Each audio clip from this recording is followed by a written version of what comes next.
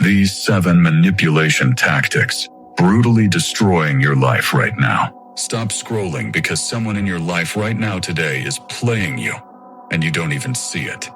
And that's not because you're stupid. That's because they're good. And the scariest part is, they're not yelling, they're not lying to your face, they're doing something way more dangerous. They're making you question your own memory, your own feelings, your own sanity. And if you've ever walked away from a conversation feeling like the villain when you walked in as the victim, then what I'm about to show you is going to explain every single confusing moment you've had in that relationship. And once you see these 7 tactics, you will never unsee them, and they will never work on you again. So keep reading, because this might be the most important thing you read all year. Tactic 1. Conversational hijacking. You come in with a real problem. Why did you lie to me? And before you finish the sentence, watch what happens. Yeah, but why do you always attack me like this? And just like that, the entire conversation flipped. You came in as the person who got hurt. You left as the suspect. They didn't lie. They didn't raise their voice. But somehow you're defending yourself for asking a legitimate question. And that's not an accident. That's a skill. They've been practicing your entire relationship. Refuse the redirect every single time. Bring it back to your original point. Watch how uncomfortable that makes them, because controllers absolutely hate being controlled. Tactic 2. Weaponized vulnerability. You're finally having the conversation that's been needed for months. You're about to say the thing that needs to be said, and suddenly they break down tears. Voice cracking, something painful, something deep, and your whole body softens because you're a good person. And that goodness, that genuine human empathy just got used against you, because now your valid point feels cruel. Now holding them accountable feels selfish. And here's the truth that's going to sting. Love being used as a leash is not love. And someone who consistently breaks down exactly when accountability arrives is not being vulnerable.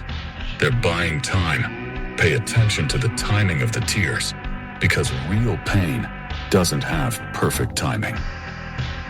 Tactic 3. The fake compromise.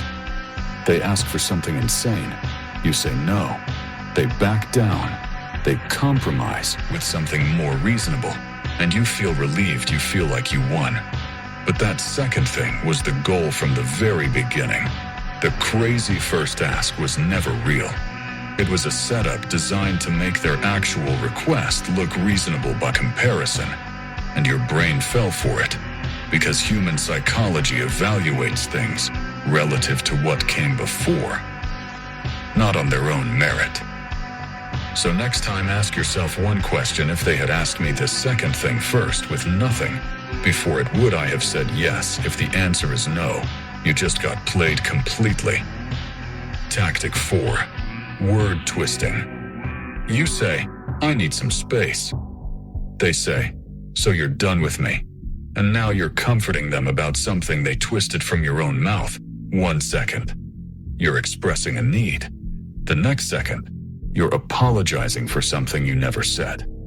The counter is simple. Don't defend the twisted version, name it directly.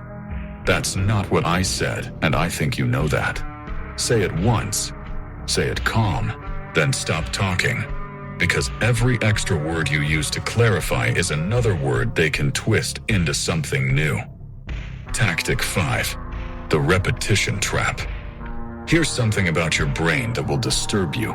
The more you hear something, the more true it starts to feel, even if it's a complete lie. Repetition alone makes things feel real, and they know this. So they don't say it once they drill it. You're too sensitive. Once you push back 10 times, you feel less sure. 20 times you start believing it, and you never found any actual evidence. You're too sensitive. The evidence was never the point. The repetition was the point. They're not trying to convince your logic. They're trying to outlast your certainty. Write things down. Protect your own version of reality, because a written record makes repetition completely powerless. Tactic 6. Bringing in the crowd. You're in a hard conversation, and suddenly, everyone thinks you've changed. Even your own friends say you're difficult. People who know us both agree with me and feel what happens in your chest, because it's designed to make you feel outnumbered, designed to make you feel like the one person who can't see the truth about yourself. And half the time, that crowd doesn't even exist. The people are invented. But the pressure is completely real. Shut it down immediately. I don't care what everyone thinks, tell me your position, because someone hiding behind a crowd of opinions has almost no confidence standing alone. Tactic 7. The silence weapon. You say something real, something valid, something that needed to be said, and they go completely silent, not thinking, not processing, just gone emotionally offline. And you feel that cold dread immediately, and you start the spiral. Was I too harsh? Should I apologize? And you do apologize, not because you were wrong, but because their silence felt like a threat to the entire relationship. And that apology for telling the truth is exactly what the silence was designed to produce. They didn't argue a single point. They just made you feel the cost of holding your position and let your own love do the rest. It only stops working the day you stop filling the silence. Here's what changes now. None of these tactics survive recognition. They all depend on you staying confused long enough to blame yourself. But you've seen all 7, and the next time you feel that familiar, how did I end up defending myself again? Feeling you're going to catch it. Name it. And watch the whole thing collapse, because you cannot manipulate someone who sees the mechanism. You cannot control someone who understands the game, and the people using these on you were betting their entire power on one thing: that you never figured it out. You just figured it out. And listen, your brain just processed 7 levels of psychological warfare in one sitting. And if that didn't make something click inside you, then nothing will. But if it did, if even one of these tactics made you think of a specific person, a specific conversation, a specific moment where you walked away feeling crazy, then you already know this content is different from everything else you've seen. And the only question is whether you're going to let the next person in your life use tactic 3 on you tomorrow without recognizing it, or whether you're going to be the one person in the room who actually sees what's happening. And if you want to keep seeing what most people never see, hit that follow button right now, because the next video goes even darker into the tactics used specifically on people who are too smart to fall for obvious manipulation, which is exactly why those tactics are the most dangerous of all.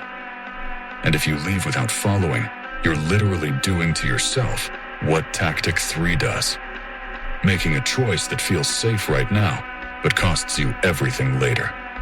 Don't be the person who saw the truth and scrolled away.